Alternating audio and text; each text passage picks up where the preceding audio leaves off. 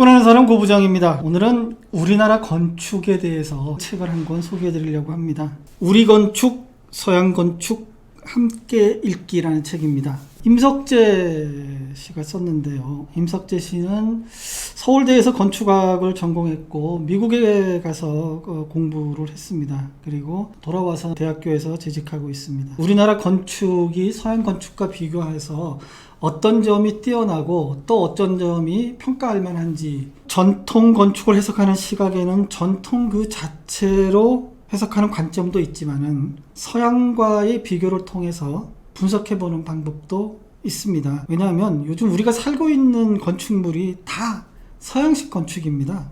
그래서 이런 비교 방법이 현대의 관점에서 전통 건축의 특징을 읽어내는 좋은 수단이 되기도 하기 때문입니다. 이 건축이라는 것은 우리 삶을 구성하는 굉장히 중요한 요소 중에 하나죠. 그래서 문명의 성격과 시대의 가치관 그리고 생활 방식 등이 이런 건축물에 고스란히 스며들어 있습니다. 이런 면에서 건축은 문명과 시대의 의미를 파악하는 데 굉장히 유용한 분야, 유용한 소재로 쓰이기도 합니다. 임석재는 한국 전통 건축을 설명하는데 구성 요소, 그리고 구성 원리, 감상법 이 세 부분으로 나누어서 설명을 하고 있습니다. 구성 요소는 지붕과 처마, 나무와 기둥, 구조미학, 구성 분할과 추상 인면, 돌과 담, 문 이렇게 6가지로 구분하고 있고요. 구성 원리로는 방위, 인체와 척도, 길, 대칭과 비대칭, 사각형과 모서리, 자연과의 조화, 시선과 긴장감 이런 잣대로 분석을 하고 있습니다. 이미 좀 어렵죠? 그런데 막상 건축물을 놓고 얘기하면은 이해하기가 그렇게 어렵진 않습니다. 전통 건축을 감상하는 법으로는 중첩과 관입, 프레임과 투시도, 주제와 변주, 테마파크와 변주로 설명하고 있습니다. 각 장마다 설명은 대단히 친절하게 하고 있고요. 설명에 걸맞는 사진들을 잘 배치해서 예상보다는 이해하기가 그렇게 어렵지 않게 하고 있습니다. 전통 건축의 멋은 지붕과 처마에 있다. 검은 기와를 얹은 모습은 장중하고 날렵한 처마선은 날개짓하듯 가뿐한 자태를 나타내고 있습니다. 옷깃을 여미도록 장엄하면서도 이내 편안한 미소를 지어낼 만큼 경쾌합니다. 조화의 미, 중흥의 미를 볼 수 있습니다. 장중함과 날렵함이 반드시 상반되는 조형미가 아닐 수 있습니다. 한국 전통 건축의 지붕에서 이 두 가지 조형미는 서로를 보완해가며 더 큰 아름다움으로 승화됩니다. 이처럼 상반되는 두 아름다움을 한 모습 안에서 동시에 느낄 수 있는 점이 한국 전통 건축의 가장 큰 매력입니다. 한국 전통 지붕은 변화무쌍합니다. 대구레 지붕부터 초가집의 지붕까지 모양도 크기도 종류도 다양합니다. 한국 지붕의 진짜 멋은 한 건물 안에서도 그 모양이 수시로 변하는 데 있습니다. 보는 각도와 위치에 따라서 너무도 다른 모습으로 끊임없이 변합니다. 주변 환경이나 배경과 함께 보면 다양함은 배가 됩니다. 이런 한국 지붕의 모습은 한 가지만 보여주는 서양의 지붕과 비교됩니다. 두 지붕 간의 차이는 하늘과 땅에 대한 두 문명권의 시각 차이에서 비롯됩니다. 하늘과 땅을 별개로 보는 서양 건축에서는 한 건물 안에 하늘과 땅의 이미지가 동시에 존재하지 않습니다. 서양 건축의 지붕에서는 땅을 닮은 수평선과 하늘을 향하는 수직선을 동시에 표현하지 않습니다. 인본주의를 바탕으로 하는 서양 건축의 기원을 완성한 그리스 헬레니즘 건축은 수평선의 이미지로 지붕을 완성합니다. 하늘을 우르르기보다는 땅을 굽어보겠다는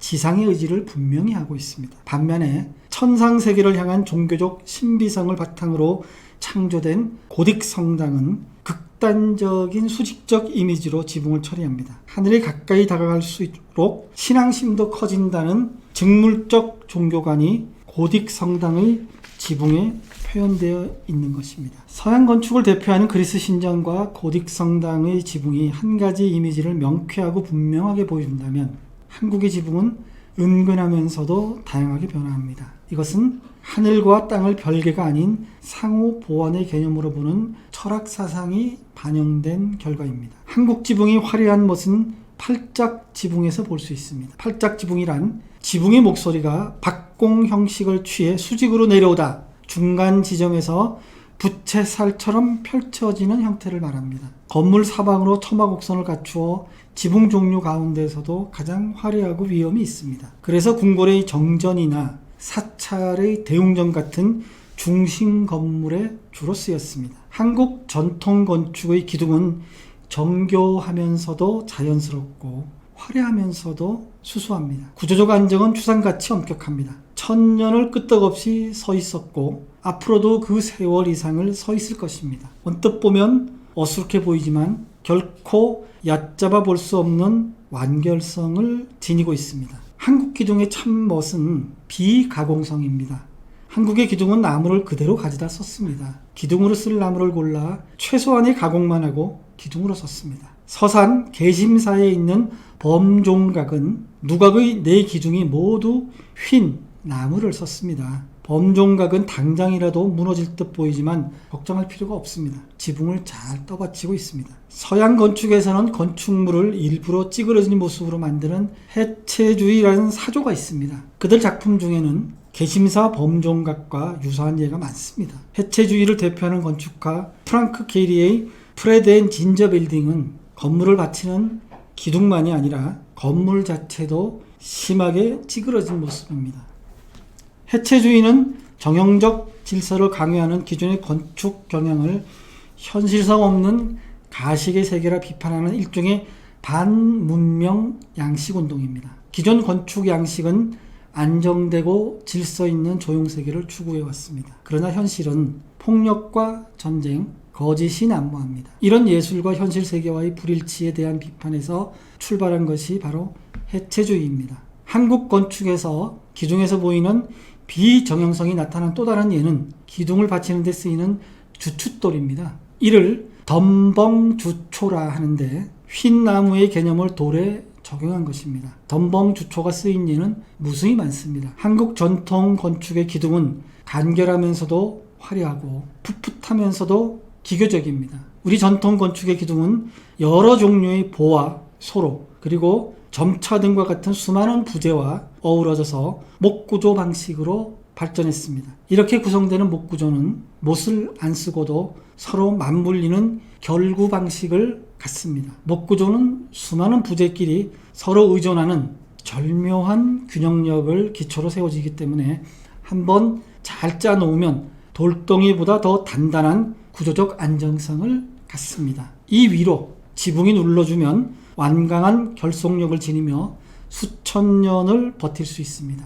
지붕이 단순한 짐이 아니라 아래쪽의 구조체를 도와주는 일체가 되기 때문입니다. 한국 목구조의 참멋은 이 모든 장점들을 숨기지 않고 그대로 드러내놓는 데 있습니다. 한국 전통 건축의 구조미학은 건물의 뼈대를 가리지 않고 드러내는 누각에서 가장 잘 감상할 수 있습니다. 사찰, 서원, 향교, 대부분 경내로 진입하는 길목에 누각이 놓입니다. 이를 가장 잘 나타내고 있는 건축물은 단연 병산서원의 만대로입니다. 세계문화유산으로도 되어 있습니다. 만대로는 구조미학이 성립하기 위한 2가지 조건을 가장 모범적으로 보여주고 있습니다. 만대로는 하나의 건물이 서기 위한 꼭 필요한 요소들만으로 구성되어 있으며 이것을 조금도 가리지 않고 솔직하게 드러냄으로써 최소성과 구조적 효율성을 갖추고 있습니다. 만대로의 구조미학은 나무 재료의 비가공성에 의해 배가 됩니다.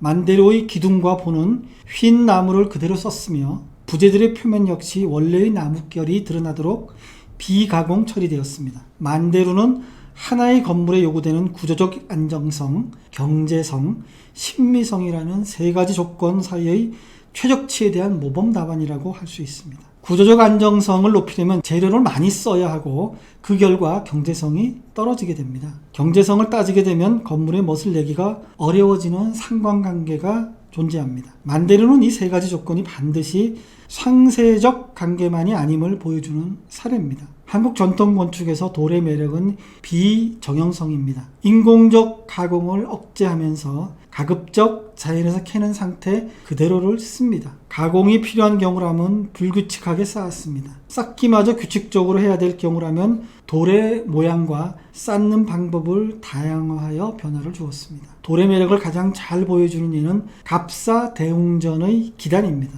3m 정도의 큰 돌부터 주먹만한 작은 돌까지 크고 작은 여러 가지 모양의 돌이 극히 불규칙적으로 쌓여 있습니다. 모양과 크기 어느 것 하나 같은 것이 없습니다. 돌을 쌓은 줄도 가지런히 일직선으로 되어 있는 곳은 한 군데도 없습니다. 삼라만상을 축약한 듯한 다양함과 변화의 멋이 느껴집니다. 그러나 갑사대웅전 기단의 다양함과 변화는 결코 무질서로 흐르지는 않습니다. 소박하고 엉성한 것처럼 보이지만 범할 수 없는 짜임새를 느낄 수 있습니다. 한국 전통기단의 돌쌓기가 갖는 숨은 질서의 의미는 꼴라주라는 서양 현대예술운동의 조형관과 매우 유사합니다. 서양 전통예술은 정형적인 예술 세계를 추구해왔지만 현실은 무질서한 향상으로 가득 차 있습니다. 경험주의적 현실관을 배경으로 하는 꼴라주는 상습적 절대가치를 강요하는 모든 예술운동에 반대하며 20세기 서양 예술의 여러 분야에서 다양한 예술 운동 형태로 나타났습니다. 그 중에는 갑사대웅전의 기단과 유사한 모습을 보여주는 예도 발견됩니다. 막다른 서양 문명에 대한 해답을 동양 문화 속에서 찾을 수 있다는 것을 증명하고 있는 것은 아닐런지요. 서양 건축은 하나의 양식사주가 막다른 골목에 다다랐을 때 이방 문화로부터 돌파구를 위한 실마리를 찾곤 했습니다. 그 중에서도 동양 건축을 많이 참조했습니다. 동양 건축으로부터 직접적으로 영향을 받아 형성된 비잔틴 양식, 매너리즘, 바로크 건축은 물론이거니와 20세기 모더니즘 건축이 탄생하는데도 극동지역의 전통 건축은 결정적인 영향을 끼쳤습니다. 한국 전통 건축에서는 집터를 닦을 때 방위를 제일 먼저 살폈습니다. 남향이 햇빛을 잘 받기 때문에 집은 가급적 남향을 향해야 한다는 아주 단순한 원리가 한국 전통 건축을 대표하는 제1의 신조였습니다. 겨울철 남창으로 들어오는 기분 좋은 햇볕을 단 한 번이라도 경험해본 사람은 남향의 위력을 실감할 것입니다.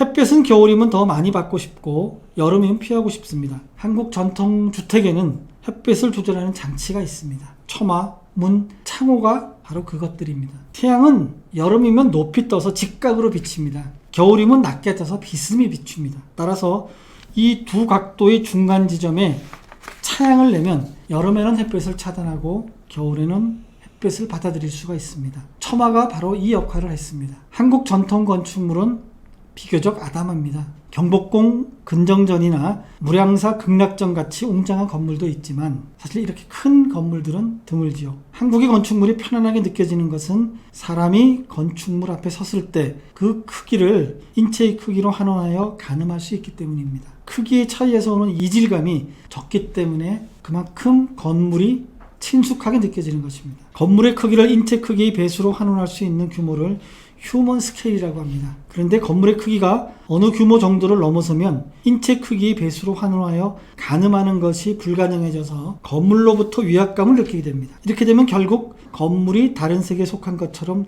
낯설게 느끼게 되는 것입니다. 휴먼 스케일은 건물이 작다고 되는 것만은 아닙니다. 건물을 구성하는 여러 요소들이 인체의 크기와 적절한 조화를 이루며 각각의 사용 기능을 암시할 때 휴먼 스케일이 얻어집니다. 한옥의 문이 좋은 예입니다. 한옥의 문은 필요 이상으로 크지 않으며 다양한 크기를 갖고 있습니다. 가장 큰 문은 사람 키 정도의 문이며 몸을 숙이고 들어가야 하는 문도 있고 문지방이 높아 넘듯이 드나들어야 하는 문도 있습니다. 우리 조상들은 문을 왜 이렇게 불편하게 만들었을까요? 임석재는 몸을 수그리고 드나들 때마다 자기 육체에 대해 다시 한번 생각해보고 겸손해지라고 하는 의미가 있다고 해석을 하고 있습니다. 한국 전통 건축에서 휴먼 스케일의 정수는 중정형 마당에서 찾아볼 수 있습니다. 한국의 중정은 대부분 20에서 25m 정도의 크기를 갖습니다. 이 거리는 상대방의 얼굴 표정을 읽으면서 육성으로 대화할 수 있으면서도 너무 가깝지 않아서 개인의 프라이버시를 보호할 수 있는 그런 적절한 크기. 한국 전통 건축은 비대칭 구성이 큰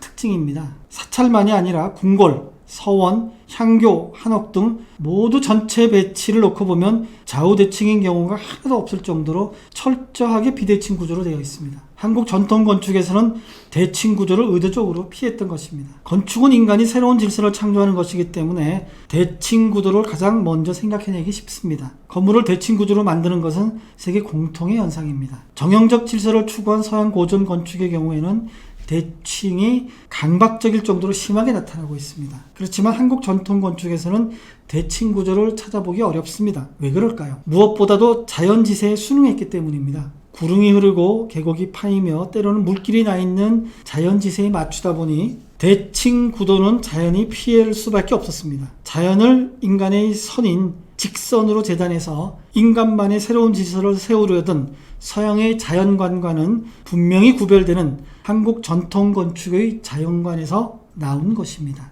이것만이 전부는 아닙니다. 비대칭적인 대칭의 의미가 있습니다. 비대칭에는 좌우 모습이 거울에 비추듯 똑같지는 않지만 전체적으로 보았을 때 균형감이 느껴지는 경우도 있습니다. 나름대로 고도의 질서를 갖는 또 하나의 대칭이라고 할 수 있습니다. 이러한 비대칭을 비대칭적 대칭이라고 부를 수 있을 것입니다. 비대칭적 대칭이 잘 드러난 예가 소수서원입니다. 소수서원은 7채의 건물로 구성되어 있지만 이것들을 하나로 묶는 전체적인 질서가 존재하지 않습니다. 7채의 건물은 모두 제각각 아무 곳에나 원하는 대로 위치하고 있습니다. 건물들은 자유롭게 흩어져 있고 건물과 건물 사이는 멀리 떨어져 있습니다. 그러나 이런 무질서가 결코 혼란으로 느껴지지는 않습니다. 어디 한 군데 막힘이 없고 크고 작은 건물들 사이로 공간이 뚫리면서 여러 종류의 마당들이 나타납니다. 각 건물들 사이에 경쟁적 긴장감이 느껴지지는 않고 서로 감싸주고 어울리는 조화가 느껴집니다. 이런 내재적 질서가 비대칭적 대칭의